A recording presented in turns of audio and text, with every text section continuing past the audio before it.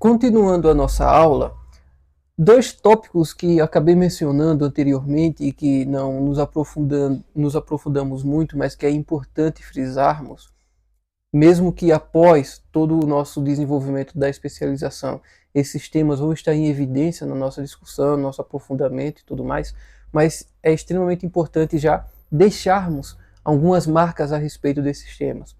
O primeiro dele seria necessariamente a concepção de que toda filosofia ela não é antirreligiosa ou muito menos derivada de um racionalismo, como muitas vezes se tem essa perspectiva. Então nós vamos estudar isso um pouco também, mas é só estabelecendo aqui alguns, algumas nuances para que nós possamos compreender melhor. Quando nós relacionamos a filosofia grega, temos a impressão de que o desenvolvimento dela é a parte da religião, que ela não tem nenhuma relação com a religião. É como se os filósofos gregos eles crescem nos deuses, mas que aquela fé nos deuses não fosse algo convalescente dentro do seu desenvolvimento filosófico. Algo muito parecido com o que ocorre hoje dentro da perspectiva científica. Nós temos as pessoas que dizem assim, olha, né, a questão religiosa é uma questão de fé. Nós não vamos necessariamente entrarmos nesse conceito no sentido científico. Fé, ciência, a gente vai deixar as duas coisas separadas. Então, né, tem essa percepção de que a filosofia grega foi que deu início a essa ideia. Só que isso é completamente errado. A filosofia grega ela está extremamente envolvida dentro da religião grega, desde o seu primórdio, embora, esse é o ponto, o surgimento dela se dá pela tentativa de explicar racionalmente determinadas circunstâncias, explicar o porquê, o motivo, o como, mas ainda assim ela não está por conta disso separada da religião grega. Muito pelo contrário. A gente vai descobrir que, evidentemente, muitos filósofos não eram religiosos, mas que um todo tinha esse envolvimento, e mais do que isso, você tinha grupos de filósofos gregos que eram extremamente relacionados, profundamente inseridos dentro do contexto religioso grego. Assim também vai todas as outras religiões, todas as outras movimentos filosóficos. Todos eles têm pressupostos religiosos, todos eles têm pressupostos transcendentais. Você não consegue separar. Essa separação, essa tentativa de separação, ela se dá muito a partir da filosofia pós-cristã, né, meados do século XIX e diante. Mas ainda assim, essa filosofia pós-cristã, embora ela tenha traços antirreligiosos, ela tenta, materializar a religião, dar uma linguagem materialista para conceitos religiosos. Você vê isso, por exemplo, no próprio desenvolvimento da filosofia marxista, especialmente. Você vê isso até mesmo na concepção de Nietzsche, que é um antirreligião, né, a grosso modo. Então, mesmo aqueles que são antirreligiosos, ele tem ainda assim os pressupostos religiosos materialistas da sua religião.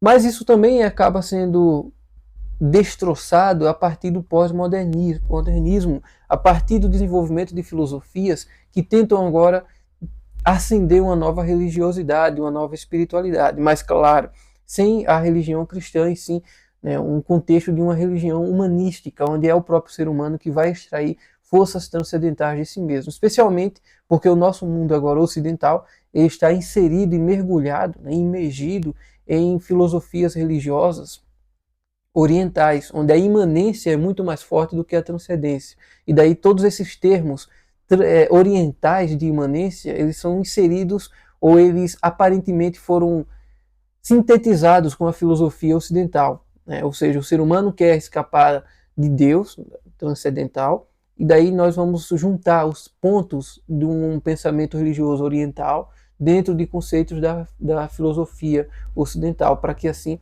se tenha ali uma religião preservada, mas sem a necessidade de Deus, sem a necessidade da revelação de Cristo, sem a necessidade, portanto, de uma ligação, de uma interação vertical, né, do homem, mas sim apenas na horizontal. Isso é interessante porque esse desenvolvimento filosófico já vem até mesmo dos conceitos do século XIX, né, quando as grandes viagens elas trazem consigo, né, as grandes viagens europeias trazem consigo os elementos do budismo, né, das filosofias chinesas, né, o maoísmo, taoísmo, japonesas e especialmente hindu, né, por ter diversos deuses, ainda assim é uma religião muito imanente. Portanto, né? Esse traço de que a filosofia ela é pura e simplesmente a parte da religião é uma completa falácia. É uma completa falácia, e nós precisamos ter isso em mente. Porque a partir do momento que nós entendemos que uma filosofia ela precisa ter pressupostos religiosos já desde o início, e mesmo indiretamente ela já tem pressupostos religiosos na medida qual os indivíduos que a praticam, eles têm pressupostos formacionais e culturais que são derivados de religião, isso é importante entendermos também, mas ainda assim, né, nós não vamos tentar separar ou negligenciar a filosofia, muito pelo contrário, nós vamos entender a necessidade de uma filosofia cristã, autenticamente cristã, né, em oposição a filosofias cujas matrizes são religiões pagãs. E isso, já nós, a partir desse ponto, já podemos entrar no segundo ponto que eu queria aqui trazer luz também, que é a ideia de uma purificação radical de pressupostos filosóficos. Como cristãos, essa nossa concepção de que as cosmovisões elas têm os seus lugares à parte, elas são destroçadas a partir do momento que nós entendemos que, como cristãos, nós militamos contra as forças do mal. A partir dessa militância que nós espontaneamente, naturalmente está fundamentada em nós a partir da revelação do Espírito em nossa consciência, faz com que nós automaticamente nos transformemos em soldados de Cristo. Evidentemente, não soldados físicos de sairmos por aí matando todo mundo e convertendo as pessoas à força, mas no sentido de que a nossa maior percepção, o nosso maior esforço é fazer com que toda a nossa sociedade transborde a cosmovisão cristã. E para que isso aconteça, para que isso ocorra, é necessário a diminuição, a redução e até mesmo a destruição de cosmovisões pagãs. Não há meio termo entre uma vivência pacífica entre cristãos e pagãos no que tange a cosmovisão. Existência pacífica no sentido de não havermos agressões, não no sentido de não convertermos à força as pessoas, mas sim que necessariamente nós vamos lutar sempre como cristãos para reduzir a pó e a cinza todo o conteúdo de uma cosmovisão pagã. Nós vamos querer, esse é o nosso intuito, destruir e destroçar todos os elementos de uma cosmovisão pagã. E, claro, para isso, acender o aspecto de uma cosmovisão cristã. É uma pureza radical da sociedade, da qual nós não podemos abrir mão desses conceitos. Para isso, é importante entendermos, portanto, que o papel da filosofia para nós cristãos, ele não é meramente especulação, mas ele é justamente envolvimento com toda a materialidade da existência e também com toda a espiritualidade, para começar, porque envolve não apenas a construção da realidade ao nosso redor e a interação com a existência, mas também os pressupostos religiosos que já estão inseridos no eu filósofo, na partir do momento que nós estamos desenvolvendo a filosofia, e inclusive com o próprio desenvolvimento histórico e cultural das sociedades da qual nós estamos inseridos. E para que isso ocorra, é necessário uma diminuição, uma redução e até mesmo uma destruição de cosmovisões pagãs, na medida em que nós, como cristãos, militamos para a influência da cosmovisão cristã ser ampliada onde nós residimos, onde nós atuamos. Então, não podemos nos esquecer disso. E essa é a maior necessidade da implantação de uma filosofia puramente cristã, onde não haja esboços para paganismo, onde não haja esboço para outras vertentes de pensamento.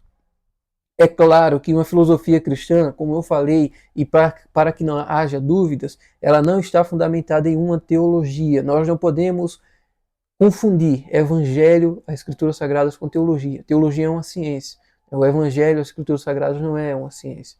É a própria revelação e a obra do Espírito Santo, o próprio Deus. Então, portanto, né, nós como cristãos queremos fundamentar a nossa filosofia, acima de tudo, na própria escritura, mas não na teologia. A teologia é uma outra ciência que pode ser considerada uma irmã da filosofia, mas não também uma rainha entre ela, para que não haja confusão e para que ambos os campos não se colidam uns com os outros, tentando um limitar o outro, e ambos acabam sendo destroçados mutuamente, e o que se vê a partir disso é a própria existência de um niilismo.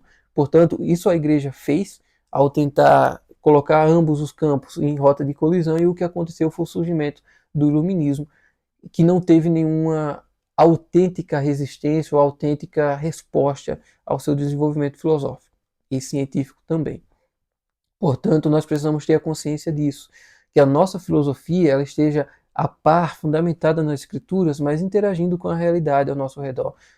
Até porque a palavra de Deus ela é atemporal. Portanto, sendo atemporal, ela se relaciona com os nossos dias, não querendo nos revertermos a um antigo tempo onde as escrituras foram escritas, mas no nosso próprio contexto, na nossa própria época. A palavra de Deus ela nunca se atualiza porque ela sempre é eterna, ela sempre está viva, ela sempre está respondendo, interagindo com os seres humanos. Portanto, não precisa-se tentar atualizar a página das escrituras para se estabelecer uma interação com a realidade vigente. Muito pelo contrário. E a filosofia ela é um campo que auxilia a nossa compreensão a respeito dessas verdades, a respeito desses conceitos. E uma filosofia cristã, obviamente, para encerrarmos, ela não está fundamentada, evidentemente, em conceitos teológicos, mas na própria construção da filosofia. Como eu falei, tem verdades contidas no pensamento de Platão? Obviamente tem. De Aristóteles, de Sócrates? Claro que tem. Mas não basta simplesmente trazermos esses pensamentos para dentro da percepção de cosmovisão cristã.